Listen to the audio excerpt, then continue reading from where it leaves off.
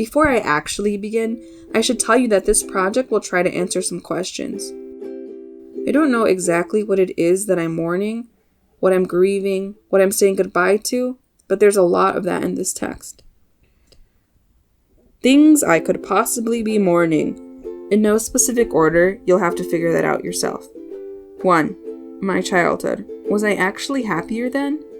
2. La embajada. Again and again we say goodbye. 3. Family. Extended. 4. Innocence. I think I'm okay. 5. My sister.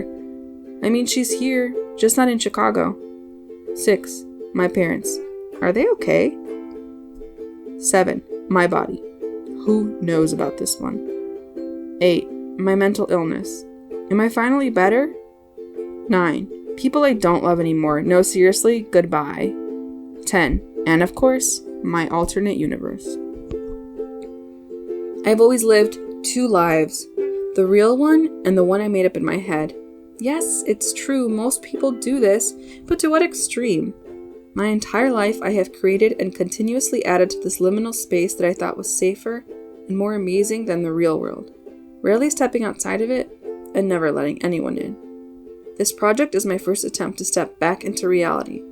I'm calling this text analogy, alongside its many forms, because at the core, this book is a synthesis of small moments collected through self-reflection in order to bridge the gap between the real and the imaginary. This text is a collection of personal events that I have chosen to recall and reimagine. It is a story of youth, growth, and the process of mourning that takes place during the inevitable transition into adulthood. Most of what you'll read is true, but some of the text is filled with false memories and dramatizations. I do this because I'm trying to find solace by going into the past and meddling with my realities. This text could also be an account of all the times I have disassociated from reality. I love the idea of living in the in-between, the alternate universe I've made up in my head, where everything is quiet, and everyone is loved, and everything is chill.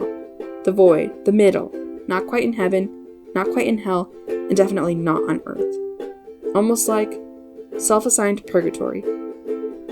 As I start to break away from the imaginary sanctuary I've created in my head, I have to ask, am I finally ready to move on? From being so sad all the time, dealing with depression and anxiety, and desperately wanting a place to call home. Have I found home? Or have I found something better? This part is critical. You'll read a lot about me in this text. I write so much about myself that I get sick of my stories, but I force myself to keep going. I focus so much on me because I think it's the only way to truly get over myself. Or to put it better, how to figure out what's wrong with me so I can stop wallowing in self-pity. Once I get over myself, I'll be able to do anything. Take care of myself, take care of my family, start or even build a career, do my laundry regularly, get a dog, make my bed every day, have healthy relationships, and live in the real world.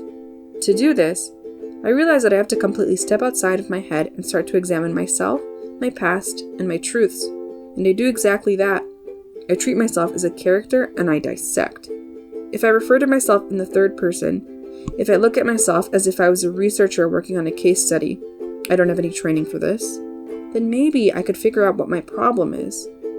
I also secretly worry that I'll go in the opposite direction and study myself so much that I won't take the time to self-reflect, and I'll only see myself as a patient. And then I'll unattach from reality again. But there's really no way to tell since this is my first attempt at doing so. I begin.